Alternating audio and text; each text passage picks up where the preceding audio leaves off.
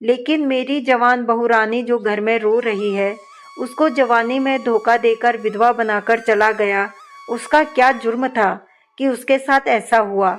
महात्मा बोले, सेठ, तुम्हारी बहू वही फौजी का दोस्त है जिसने उसको धोखा दिया और उसकी वजह से फौजी मरा। इसलिए इसने भी जवानी में उसको धोखा दे दिया और उसे छोड़कर चला गया।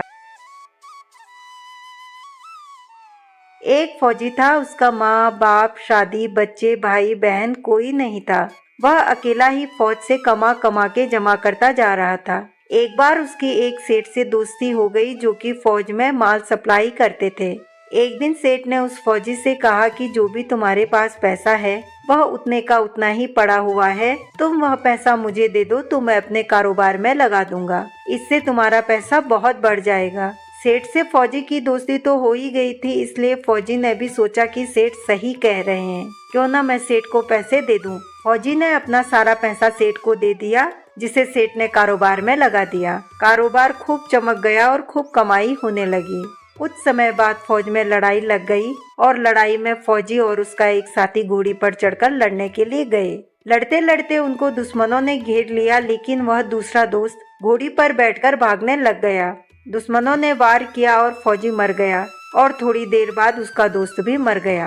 अब सेठ जी को जब मालूम हुआ कि फौजी मर गया तो सेठ जी बहुत खुश हुए कि चलो अच्छा है, उसका कोई वारिस तो है नहीं, अब यह पैसा किसी को नहीं देना पड़ेगा, अब यह पैसा मैं और मेरा परिवार खाएगा। कुछ ही दिन के बाद सेठ जी के घर में लड़का पैदा हो गया। अब सेठ जी बहुत खुश हो गए कि चलो भगवान की बड़ी दया है, खूब पैसा भी हो गया, कारोबार भी बढ़ गया और लड़का भी हो गया। वह लड़का पढ़ने में बहुत होशियार था और समझदार भी था। सेठ जी ने उसे खूब पढ़ाया लिखाया और जब वह पढ़ लिख कर के बड़ा हो गया तो सोचा कि अब मेरा बेटा यह कारोबार संभाल लेगा, पर पहले मैं इसकी शादी करवा देता हूँ। कुछ ही समय बाद सेठ जी ने बेटे की शादी करवा दी। बहू रानी दुल्हन भी घर पर आ गई। अब सेठ जी ने सोचा कि चलो सारे काम ठीक से हो गए हैं, अब मेरा बेटा मेरे साथ मेरा कारोबार संभालेगा। लेकिन अचानक से सेठ जी के बेटे की तबीयत खराब हो गई। अब सेठ जी अपने बेटे को लेकर डॉक्टर के पास, हकीम के पास और वैद्य के पास दौड़ रहे थे।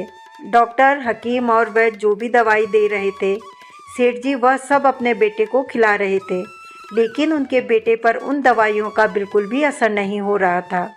बीमारी दिन प्रतिदिन बढ़ती ही जा रही थी। ऐसा करते करते सेठ जी को बहुत समय हो गया था, पर बेटे की बीमारी ठीक ही नहीं हो रही थी। सेठ जी का बहुत सारा पैसा इस बीमारी में बर्बाद हो गया, पर उनके बेटे की बीमारी ठीक नहीं हुई। अंत में डॉक्टर ने भी कह दिया कि अब आपका बेटा कभी भी ठीक नहीं हो पाएगा, इसका रोग असाध्य हो गया है और आपका बेटा 2-3 दिन का ही मेहमान है। जब सेठ जी ने यह सुना तो सेठ जी बहुत दुखी हुए।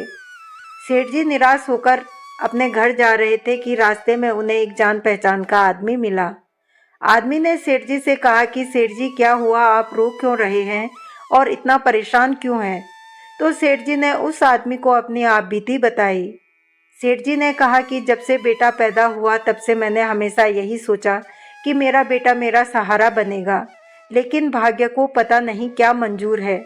मेरा यह जवान बेटा बीमार हो गया है और अब तो डॉक्टरों ने भी जवाब दे दिया है कि यह कभी ठीक नहीं हो पाएगा और इसके पास कुछ ही दिन बचे हैं।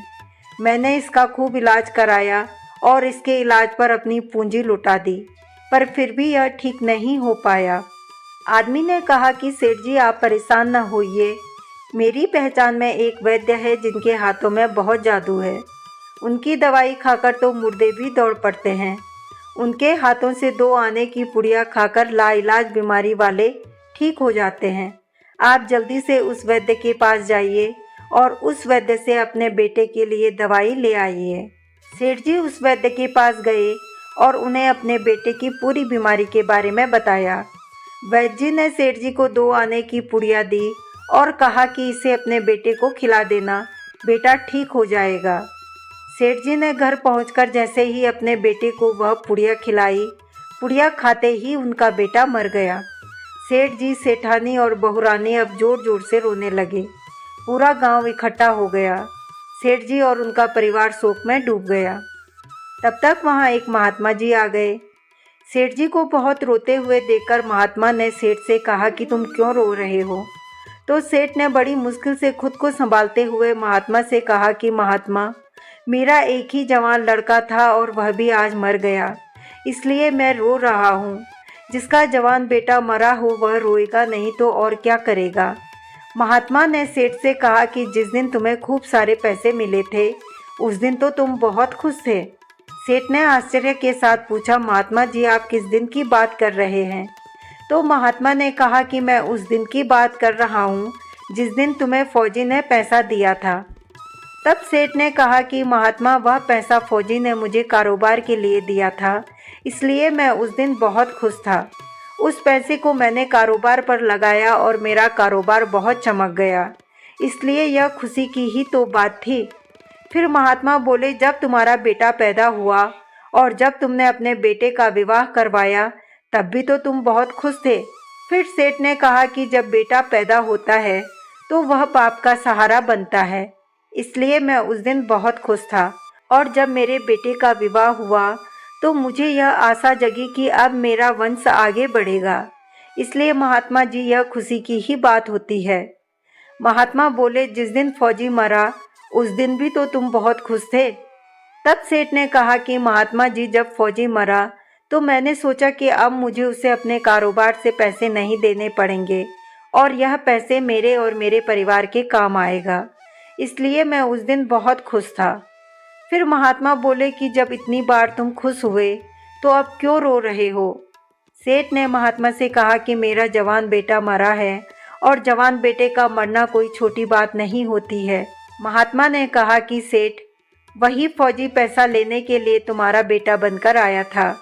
पढ़ने लिखने, खाने पहनने और श्रृंगार में जितना पैसा लगाना था तुमने लगाया और ब्याज लगाकर डॉक्टरों को दिलवा दिया। अब जब 2 आने पैसे बच गए थे तो वह भी वैद्य जी को दिलवा दिए और पुड़िया खाकर चल दिया। अब कर्मों का लेना देना पूरा हुआ। सेठ जी सब कुछ समझ गए। फिर सेठ जी ने महात्मा से पूछा कि महात्मा जी, हमारे साथ तो कर्मों का लेन देन था, इसलिए जो हुआ समझ में आता है, लेकिन मेरी जवान बहू रानी जो घर में रो रही है, उसको जवानी में धोखा देकर विधवा बनाकर चला गया, उसका क्या जुर्म था कि उसके साथ ऐसा हुआ। महात्मा बोले, सेठ, तुम्हारी बहू वही फौजी का दोस्त है जिसने उसको धोखा दिया और उसकी वजह से फौजी मरा, इसलिए इसने भी जवानी में उसको धोखा दे दिया और उसे छोड़कर चला गया। तो मित्रों, वेदों, शास्त्रों और पुराणों के साथ साथ सभी साधु संतों का कहना है कि यह संसार कर्मों का लेखा जोखा होता है। जो जैसा देता है वैसा ही लेता है। इसमें जो जीव चैतन्य है वह समझदारी से भवसागर पार हो जाएगा, इसलिए अच्छे कर्म करते रहिए। अगर आप लोगों को मेरा आज का वीडियो पसंद आया हो तो प्लीज़ वीडियो को लाइक ज़रूर करें।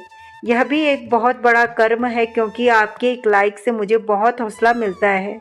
अभी तक अगर आपने मेरे चैनल को सब्सक्राइब नहीं किया है तो प्लीज़ चैनल को सब्सक्राइब करना ना भूलें। मिलेंगे आपको अपने ऐसे ही ज्ञानवर्धक नए वीडियो में। तब तक के लिए जय श्री राम।